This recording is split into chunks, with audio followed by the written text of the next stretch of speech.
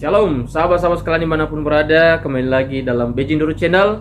Saat ini kita akan masuk dalam sesi terakhir atau renungan terakhir dalam acara Bible Conference 2024 di The Ritz Jogja Hotel, Yogyakarta. Dan renungan penutup pada akhir daripada sesi selama 4 hari. Dan hari ini kita akan akhiri. Judulnya adalah kedaulatan kuasa dan keteguhan. Teman-teman, sahabat-sahabat gembala dan seluruh pemirsa dimanapun berada, dalam pekabaran ini pimpinan kita menyampaikan panggilan sorgawi yang sangat urgent, sangat mendesak untuk disampaikan kepada seluruh dunia.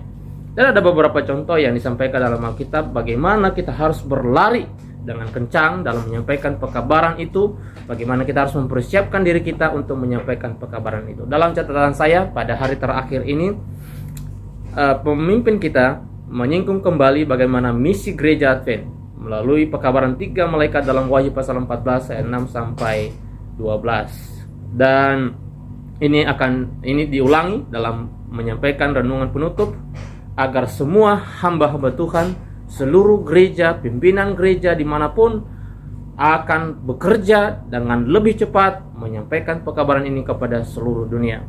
Dahulu waktu Yesus ada di dunia ini, dia menyiapkan seluruh umat Tuhan dari 12 murid menjadi 70 murid. Dan khususnya dalam Lukas pasal 10 ayat 1 dan seterusnya, bagaimana Yesus melihat pekerjaan yang sangat mendesak ini, maka dia menyiapkan 70 murid untuk pergi mendahului dia di kampung-kampung untuk menyampaikan pekabaran Injil tentang kerajaan sorga.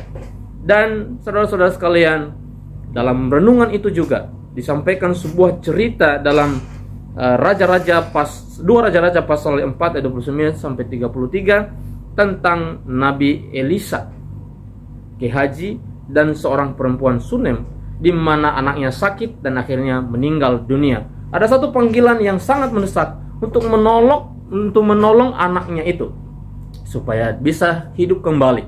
Dan dengan segera Elisa memohon atau menyuruh pergi bujangnya yaitu Gehazi untuk memberikan pertolongan kepada anak daripada perempuan Sunem tersebut.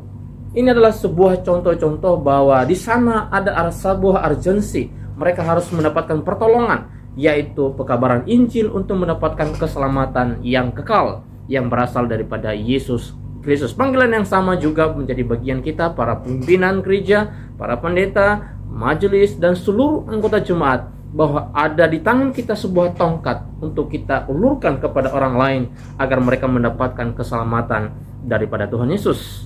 Dan contoh yang kedua adalah dalam 2 Samuel pasal 18 ayat 19 sampai 33 tentang cerita Absalom, ya, anak daripada Raja Daud. Absalom diberitakan bahwa Absalom meninggal, dan dalam pertempuran itu ada 2 orang, ya, ada 2 orang yang menyampaikan berita itu kepada sang raja. Tetapi sebenarnya bukan 2 orang yang diutus, itu hanya 1 orang. Tetapi yang satu lagi dia berinisiatif untuk menyampaikan pekabaran itu. Tetapi ada masalah di sini, yaitu seorang Ethiopia yang disuruh untuk menyampaikan kabar ini kepada sang raja. Tetapi ketika seorang Ethiopia diutus ke sana, ada 1 orang di antara mereka yang bernama Ahimas. Ahimas dia punya semangat, dia punya sebuah inisiatif dalam dirinya untuk pergi berlari dengan kencang sehingga dia mendahului orang Ethiopia tersebut.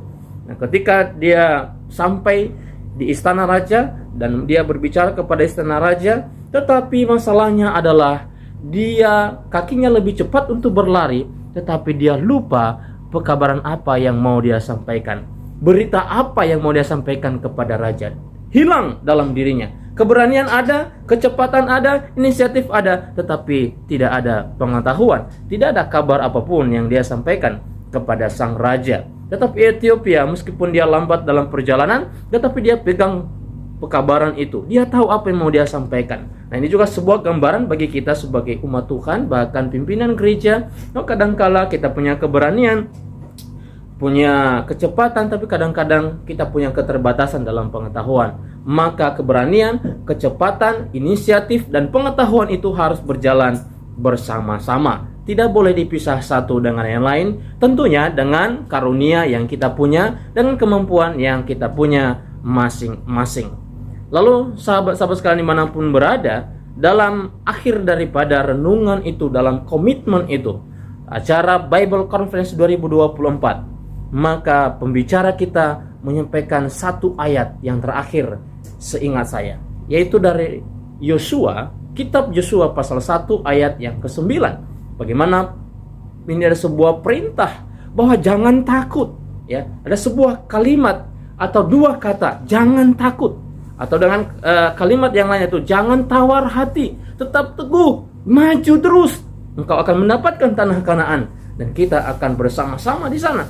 Hal yang sama juga diberikan sebuah dorongan bagi kita. Kita sebagai umat Tuhan, pimpinan dan para pendeta, pelayan gereja, majelis gereja, agar kita memiliki sebuah keberanian. Kita harus berharap kepada Tuhan agar pekerjaan pelayanan ini dapat diselesaikan dengan baik. Ada satu statement yang disampaikan melalui statement pimpinan kita, berkata bahwa ini adalah panggilan kepada pimpinan gereja dan seluruh anggota gereja. Apa panggilannya? Mari serahkan seluruh gereja ini kepada Tuhan. Jadi kita menganggap bahwa gereja ini adalah milik kita. Gereja ini adalah milik Allah. Serahkan semua hati kita kepada Tuhan, kekuatan kita kepada Tuhan, harta kita kepada Tuhan. Pelayanan ini diserahkan kepada Tuhan. Kenapa? Supaya kita mendapatkan kekuatan dari Tuhan, mendapatkan inspirasi dari Tuhan, agar pekerjaan ini dapat tersebarkan ke seluruh dunia dengan cepat dan nama Tuhan dimuliakan. Saudara sekalian, pekabaran ini bukan hanya sekedar pekabaran akhir zaman. Sekali lagi saya ucapkan bahwa pekabaran ini bukan hanya sekedar pekabaran akhir zaman, tetapi ini adalah sungguh-sungguh tentang kedatangan Yesus yang segera. Sungguh-sungguh tentang kedatangan Yesus yang tidak akan lama lagi. Yesus datang segera. Itulah menjadi impian kita, itulah menjadi harapan kita sebagai umat Tuhan yang ada di muka bumi ini. Inilah ringkasan daripada renungan yang saya dapatkan dari akhir sesi Bible Conference 2024 ini. Dan semoga Tuhan menolong kita, memberikan kekuatan kepada kita masing-masing para hamba-hamba Tuhan, pimpinan-pimpinan gereja. Ketika kita pulang ke ladang pelayanan kita masing-masing, kita memiliki kuasa daripada Tuhan, karena Roh Kudus akan mengurapi masing-masing kita. Tuhan Yesus memberkati kita semua. Amin.